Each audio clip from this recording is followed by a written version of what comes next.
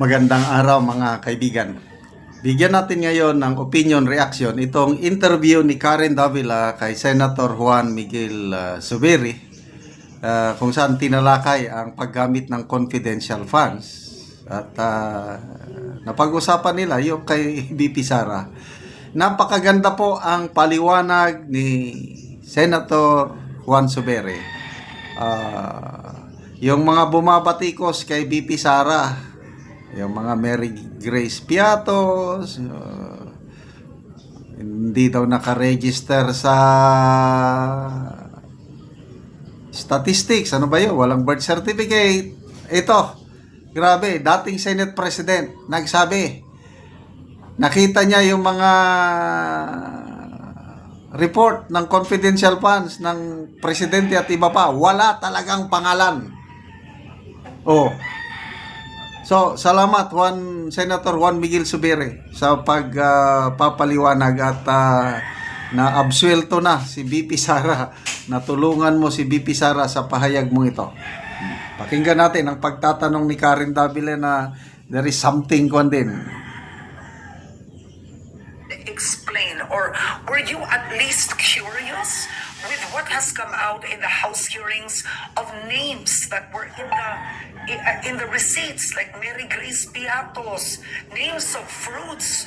People, didn't you think as a senator that there were possibilities of corruption in that whole process of as former Senate President with access? They always give the President, they always give the Speaker of the House and Senate President access to all these confidential funds. So much so that I opened it up to Senator Risa and Senator Coco and to my colleagues who wanted to see all these documents. Because pumuputok na yan na wala pang away, wala pang gulo yung Marcos Duterte, wala pang away.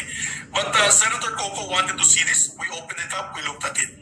According to the intelligence community, according to people who are actually using confidential funds, they never put the names. Yo. They never put the actual names because of the idea that it's confidential.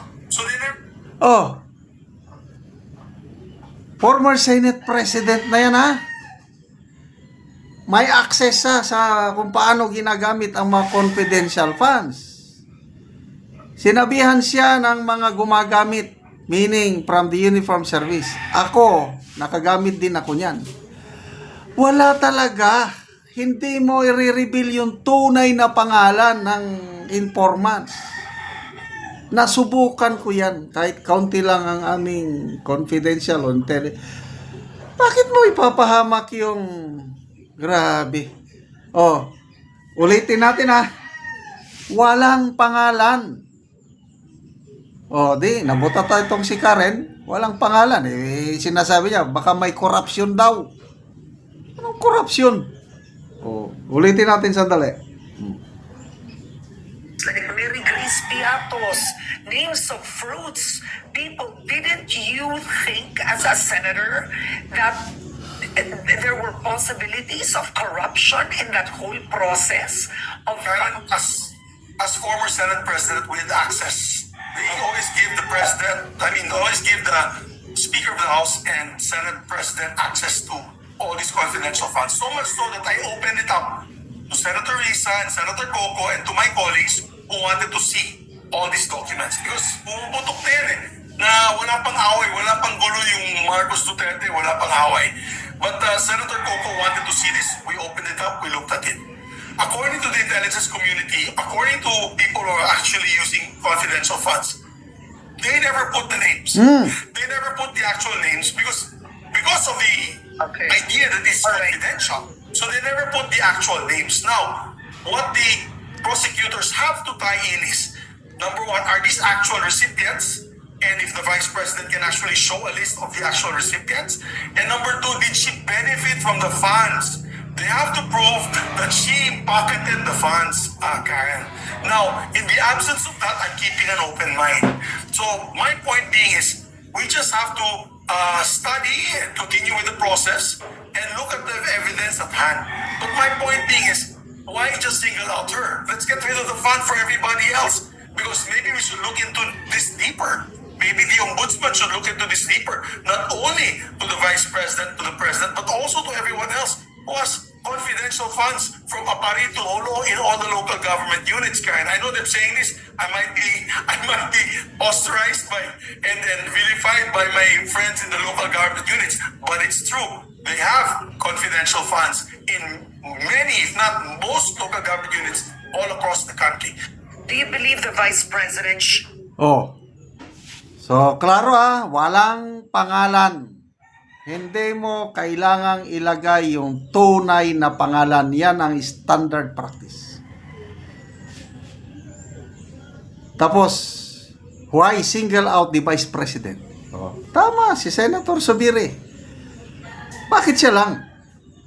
Napakaliit yung kini-question na confidential funds, ang may notice of disallowance na 70 million plus lang.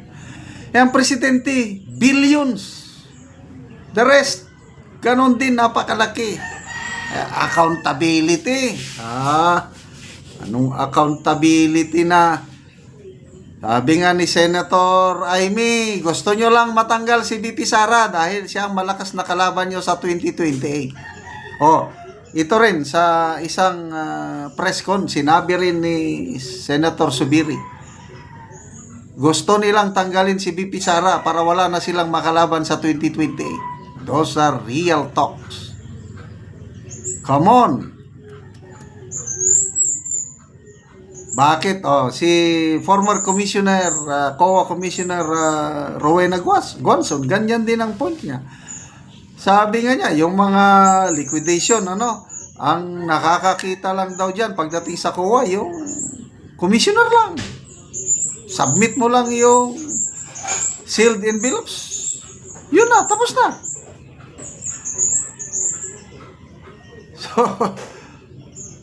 So sana mapanood natin yung full-blown trial para magkalaman. Kailan sa tingin ko, wala na eh. Madidismiss ito. Okay, magbasa tayo sa mga comments. Pet Gomez. Oh, di ba?